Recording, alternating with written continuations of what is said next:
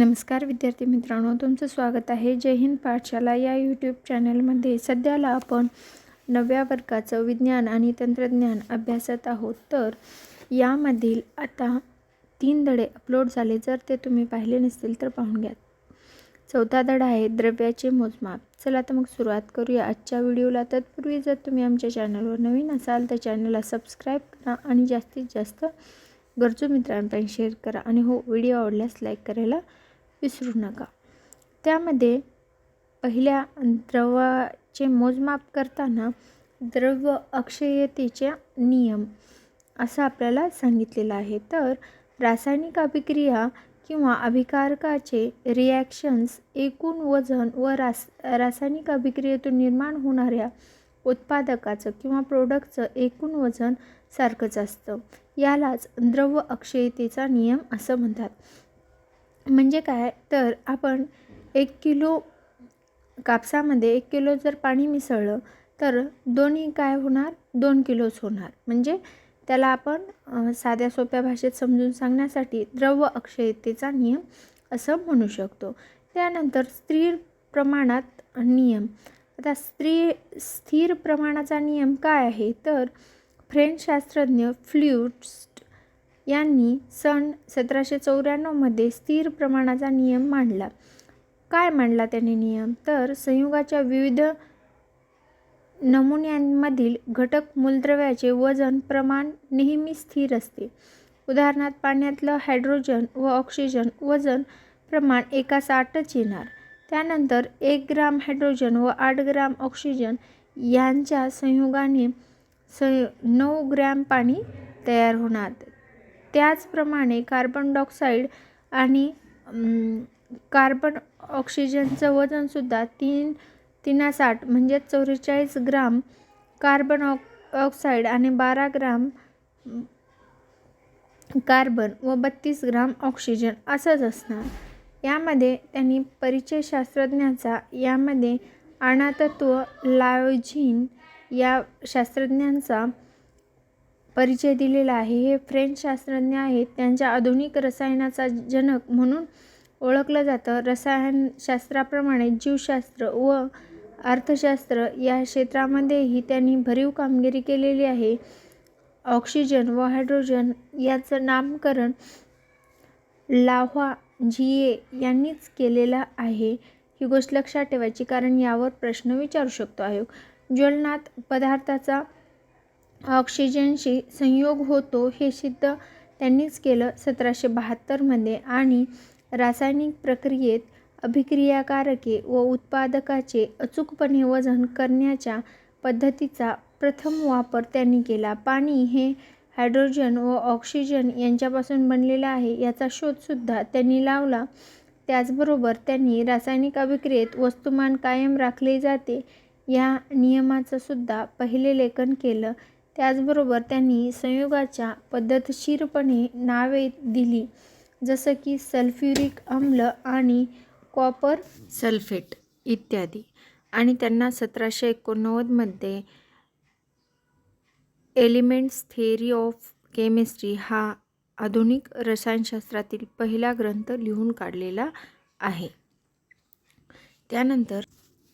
यानंतर आपल्याला स्थिर प्रमाणात नियमाची पडताळणी असं सांगितलेलं आहे. आपल्या सर्वांना माहिती आहे, आपण पाहिलेलं आहे की जेव्हा फ्रेंच शास्त्रज्ञ फ्रूस्ट यांनी 1 ग्राम हायड्रोजन व 8 ग्रॅम ऑक्सिजन यांचे रासायनिक संयोग पाहून 9 ग्रॅम पाणी तयार होते. याच नियमाची पडताळणी या पेजवर आपल्याला सांगितलेली आहे. यानंतर अणु हे अतिसूक्ष्म असतात. इलेक्ट्रॉन सूक्ष्मदर्शक, फील्ड आयन सूक्ष्मदर्शक, स्कॅनिंग टेलिलिंग सूक्ष्मदर्शक अशा अत्याधुनिक साधनांमध्ये अणूची विशालता प्रतिमा दाखवण्याची क्षमता असते. सूक्ष्मदर्शकाच्या साहाय्याने मिळालेली अणूची प्रतिमा इथे आपण या चित्रामध्ये पाहू शकता. अणूचा आकार हा त्यांच्या मध्ये असणाऱ्या इलेक्ट्रॉन कक्षाच्या संख्येवर अवलंबून असतो. कक्षांची संख्या जितकी जास्त तितका आकार मोठा. उदाहरणार्थ Na म्हणजेच सोडियमच्या अणूपेक्षा के म्हणजे पोटॅशियमचा अणू मोठा असतो. जर दोन अणूंची बाह्यतम कक्षा तीच असेल तर त्यांच्या अणूच्या बाह्यतम कक्षेत जास्त इलेक्ट्रॉन असतील. त्यांचा आकार ज्या अणूच्या बाह्यतम कक्षेत कमी इलेक्ट्रॉन आहेत अशाच तुलनेत असतो.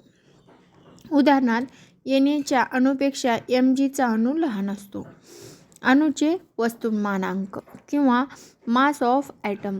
अणूचे वस्तुमान त्याच्या केंद्रकात एकवटलेले असून ते त्यातील प्रोटॉन न्यूट्रॉन मुळे असते. अणुकेंद्रकामध्ये असणाऱ्या प्रोटॉन आणि न्यूट्रॉनच्या संख्येला अणुवस्तुमानांक म्हणतात. प्रोटॉन व न्यूट्रॉन यांना एकत्रितपणे अणुकेंद्रकातील मूलकणू किंवा न्यूक्लियस असं म्हणतात. आता आपल्याला काही मूलद्रव्ये दिलेत आणि त्याचं अणुवस्तुमानांक दिलेलं आहे. जसं की हायड्रोजन अणुवस्तुमानांक 1, helium 4, lithium 7, barium 9, boron 11, carbon 12, nitrogen 14, oxygen fluorine 19, neon 20, magnesium 24 आणि सिलिकॉन 28, फॉस्फरस सल्फर 32, क्लोरीन 35.5 आणि कॅल्शियम 40. डाल्टनने मूलद्रव्याची संज्ञा देण्यासाठी विशिष्ट एक चिन्ह वापरलेलं आहे. जसं की हायड्रोजनला गोल आणि त्यामध्ये चौकोनी आकाराचं टिंब, तर तांब्याला या मूलद्रव्यासाठी गोल आणि सी असं आहे. आता आपण international union of pure of application केमिस्ट्रीने वापरलेली संज्ञा वापरतो. ही अधिकृत नावे संज्ञा असून जगभर वापरली जातात. सध्याची रासायनिक संज्ञा पद्धती ही बर्झलियन्स ने शोधलेल्या पद्धतीवर अवलंबून आहे. आता यानंतर मूलद्रव्याचे आणि संयुगाचे रेणू. आता काय, जेव्हा वेगवेगळ्या मूलद्रव्याचे अणू एकमेकाशी संयोग पावतात तेव्हा संयुगाचे रेणू तयार होतात. म्हणजेच मूलद्रव्यातील रासायनिक आकर्षणामुळे संयुगे तयार होतात असं आपल्याला सांगता येईल. आणि त्यानंतर रेणू वस्तुमानांक. आता रेणू वस्तुमानांक या एखाद्या पदार्थाचं रेणू वस्तुमानांक म्हणजे त्यांच्या एका रेणूमधील सर्व अणूंच्या वस्तुमानाची बेरीज असं आपल्याला सांगता येईल. अणुवस्तुमानांकाप्रमाणेच रेणू वस्तुमानांकसुद्धा डाल्टन या एककातच व्यक्त केलं जातं. रेणू वस्तुमानांक कसं काढायचं, तर घटक अणुवस्तुमानाची बेरीज करून रेणू वस्तुमानांक काढायचं. यानंतर संयुगाचा एक मोल म्हणजे संयुगाच्या रेणू वस्तुमानांका एवढा मोल असलेल्या ग्राममधील वस्तुमानांक होय. मोल म्हणजे SI एकक आहे. आता पदार्थाच्या मोलाची संख्या कशी काढायची, तर पदार्थाची मोलाची संख्या काढत असताना पदार्थाच्या ग्राममधील वस्तुमानाला पदार्थाच्या रेणूसूत्रानं भागायचं.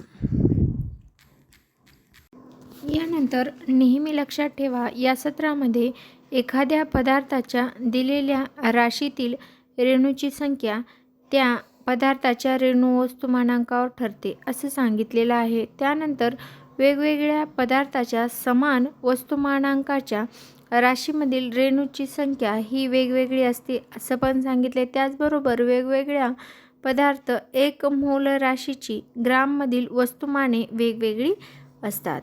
त्यानंतर दिल्या किंवा घेतल्या जाणाऱ्या इलेक्ट्रॉनची संख्या नेहमी पूर्णांक संख्या असते, म्हणून संयुजा नेहमी पूर्णांकातच असते. संयुजा कशी असते, नेहमी पूर्णांकातच असते. त्यानंतर विज्ञान कुक्षी या सत्रामध्ये त्यांनी धन प्रभारित आयन कॅटायन धन आयन म्हणतात, तर ऋण प्रभारित आयनांना अनायन म्हणजेच ऋण आयन असं म्हणतात. मूलद्रव्याच्या बाह्यतम कक्षेत मूलद्रव्याच्या इलेक्ट्रॉन्सची संयुजा इलेक्ट्रॉन्स असतात. आयनिक बंध निर्माण होताना मूलद्रव्याचे अणू जितके इलेक्ट्रॉन देतो किंवा घेतो ती संख्या म्हणजे त्या मूलद्रव्याची संयुजा होय. यात संस्थेत एक संस्था कार्य करते, त्या संस्थेचं कार्य आता आपण पाहूया. राष्ट्रीय रासायनिक प्रयोगशाळा पुणे, म्हणजेच त्याला आपल्याला असं म्हणता येईल नॅशनल केमिकल लॅबोरेटरी. रसायनाच्या विविध शाखेमध्ये संशोधन करणे, उद्योगास मदत करणे व देशात नैसर्गिक साधनसंपत्तीचा फायदेशीर वापर होण्याच्या दृष्टीने नवीन तंत्रज्ञानाचा विकास करणे या उद्देशाने CSIR च्या घटक असलेल्या प्रयोगशाळेची स्थापना 1950 मध्ये झाली आणि जैवविज्ञान त्याचबरोबर नॅनोतंत्रज्ञान आणि कॅटॅलिसिसच्या औषधे, उपकरणे, कृषी रसायने, वनस्पती ऊतींची संवर्धन व बहुवारिका विज्ञान अशा विविध शाखांमध्ये संशोधन या प्रयोगशाळेमध्ये होत असते. लोह किंवा आयन 2 व 3 अशी परावर्ती संयुजा दर्शवते. त्यामुळे क्लोरीन बरोबर FeCl2 व FeCl3 अशी 2 संयुगे तयार होतात. हा झाला 9व्या वर्गाचा 4था धडा, ज्याचं नाव होतं द्रव्याचे मोजमाप. यानंतरचा 5वा धडा आता आपण अभ्यासणार आहोत दुसऱ्या व्हिडिओमध्ये. चला तर मग भेटूया दुसऱ्या व्हिडिओमध्ये. व्हिडिओ शेवटपर्यंत पाहिल्याबद्दल धन्यवाद. आणि हो, व्हिडिओ आवडल्यास लाईक करा, चॅनलला सबस्क्राईब करा आणि जास्तीत जास्त गरजू मित्रांपर्यंत शेअर करा.